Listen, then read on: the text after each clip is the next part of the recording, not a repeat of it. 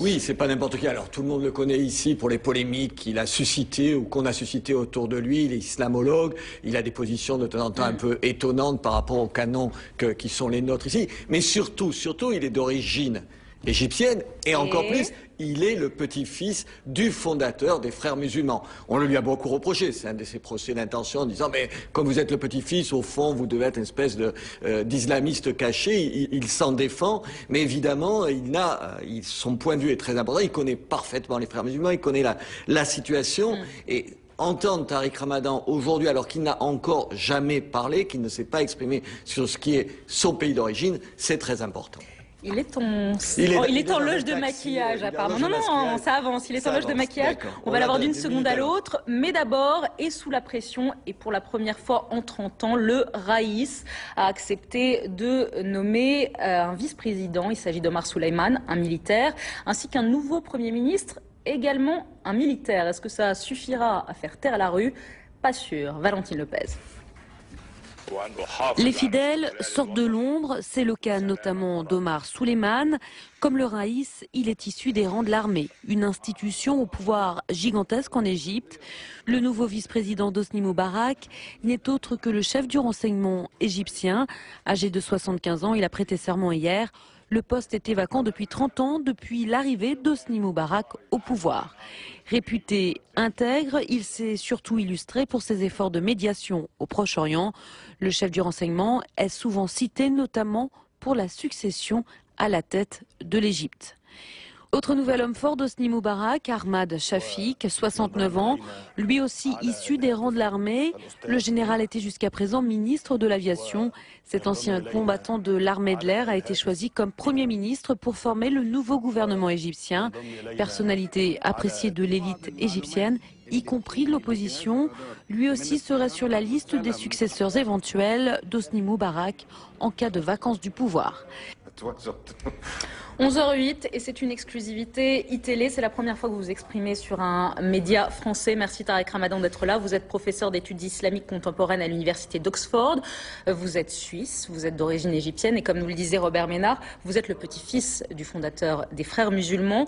30 ans de pouvoir d'Hosni Moubarak et ce qui se passe depuis 6 jours. Qu'est-ce que vous ressentez d'abord ?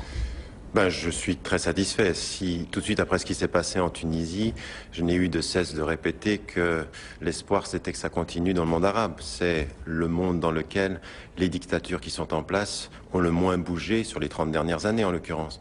Or, Hosni Moubarak est au pouvoir depuis 81, c'est l'état d'urgence depuis la mort d'Anwar el-Sadat, et donc il a régné sans partage d'une façon terrible. Et donc tous les ingrédients qui ont permis ce qui s'est passé en Tunisie, dictature, torture, répression et paupérisation de la société, sont présents en Égypte. Donc mon sentiment est un sentiment de satisfaction, tout en sachant que la géostratégie fait que l'Égypte, ça n'est pas la Tunisie, que les Américains sont impliqués de façon extrêmement rapprochée sur toutes les décisions qui sont prises, même sur ces accommodements que on a pu voir ces derniers jours.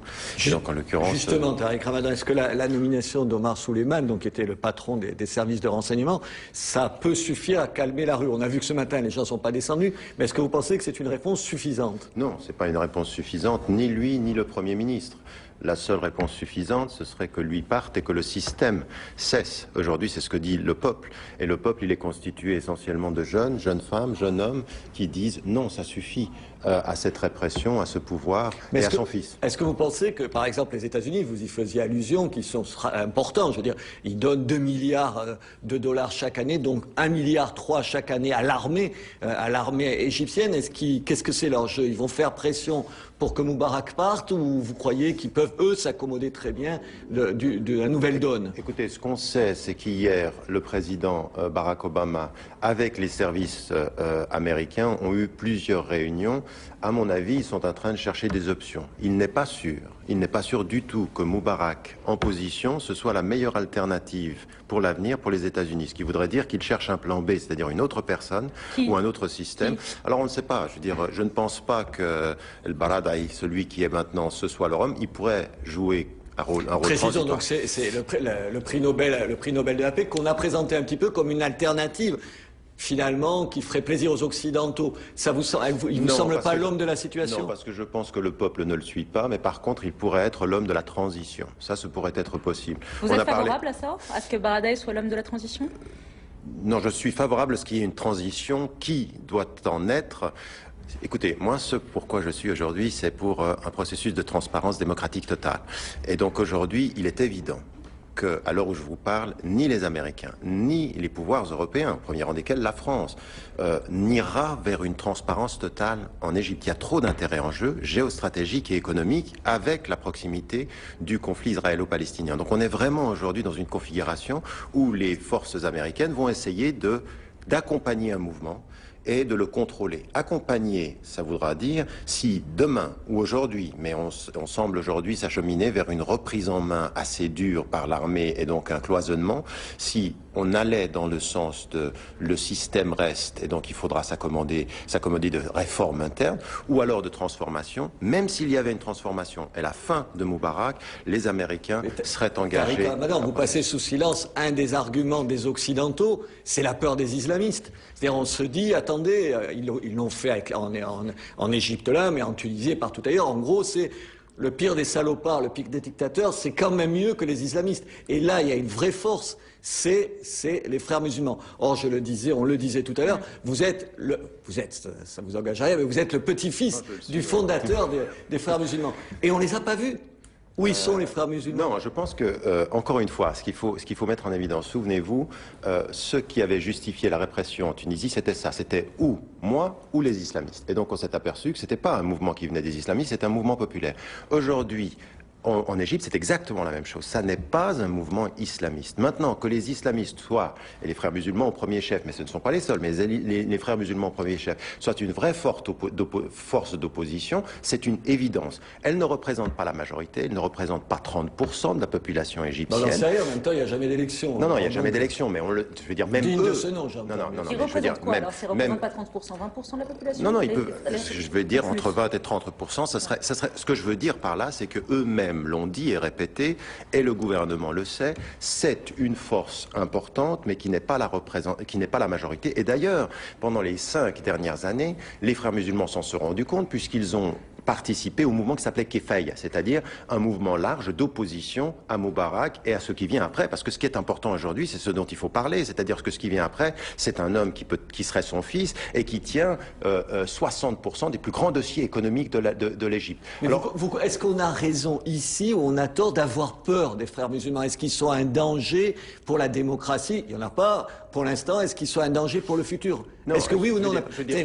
Oui ou non? Est-ce qu'ils sont un danger pour Israël aussi? Parce que c'est la question sous-jacente. C'est tout ça qu'il y a dans la tête des gens. C'est un danger. Non, la démocratie en Égypte, comme la démocratie dans tout le monde arabe, est un danger pour Israël. Pourquoi? Parce que les peuples refusent la politique israélienne aujourd'hui. C'est une évidence, raison pour laquelle il n'y aura pas de processus transparent et complet de démocratisation en Égypte, en tout cas pas maintenant. Alors, est-ce que les frères musulmans sont un danger? Aujourd'hui, ça fait 30 ans qu'eux-mêmes ont beaucoup évolué dans leur discours. Ils ont beaucoup évolué en voulant jouer le jeu de la démocratie.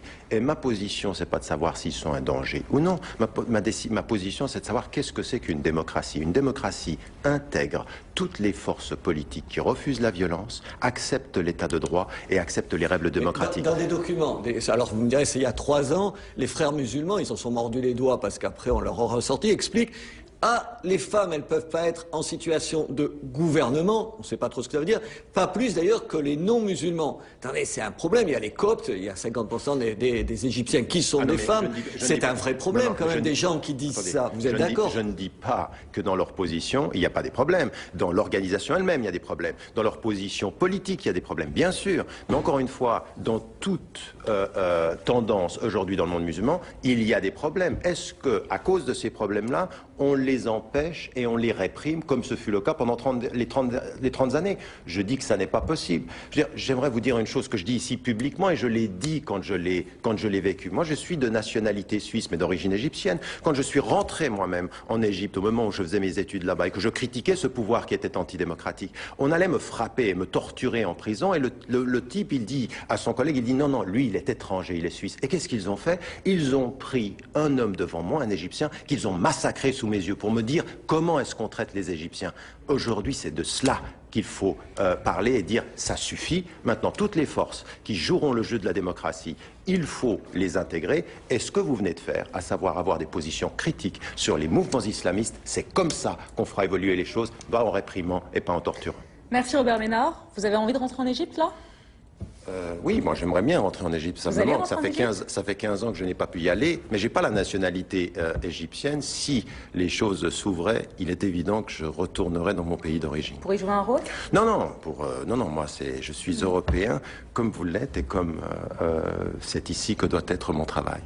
Merci beaucoup Tarek Ramadan, merci d'être venu sur notre plateau ce matin. Merci à vous Robert Ménard, merci également à Marc de Chalvron qui est, je crois, toujours en direct avec nous du Caire et qu'on retrouvera bien entendu dans nos prochaines éditions. Merci Marc. Toute autre chose à présent, les sports.